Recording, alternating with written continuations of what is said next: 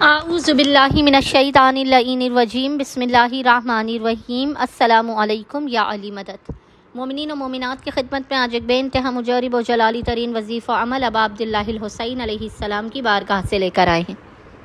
آقا و مولا حسین ابن علی علیہ السلام کا یہ وظیفہ عمل اس قدر مجرب و جلالی ترین مولا کا قرآنی وظیفہ عمل ہے کہ اگر مومنین کسی بہت بڑے مسئلے یا پریشانی کا شکار ہیں،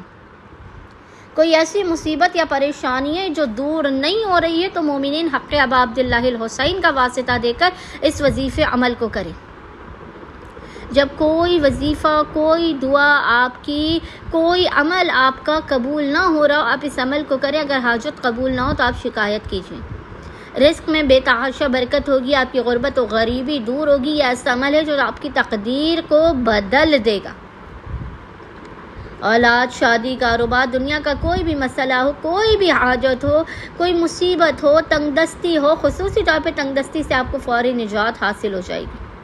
اچھا، اس عمل و وظیفے کو مومنین ویسے تو کسی بھی دن اور کسی بھی وقت کر سکتے ہیں، لیکن پیر کا دن کیونکہ خصوصی طور پر ابا عبداللہ الحسین علیہ السلام سے منسوب ہے، تو مومنین کوشش کیجئے کہ پیر والے دن، منڈے والے دن، آپ پورے دن میں نصف شب تک جب بھی آپ کو فرصت کے لمحات ملے، مومنین اس ابا عبداللہ الحسین کے مجرب ترین وظیفہ عمل کو لازمی کیا کیجئے۔ آپ کی ہر بگڑی بن جائے گی، آپ کا ہر وقت و مقدر سنور جائے گا، آپ اور آپ کی اولاد کے بہترین نصیب و مقدر کے لیے،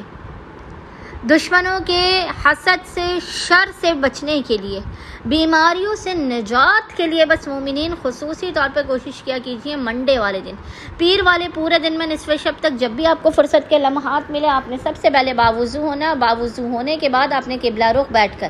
محمد اور آل محمد پر اول و آخر 14 مرتبہ 14 ٹائمز درود بھیجنے کے درمیان میں ایک مرتبہ سورہ رحمان،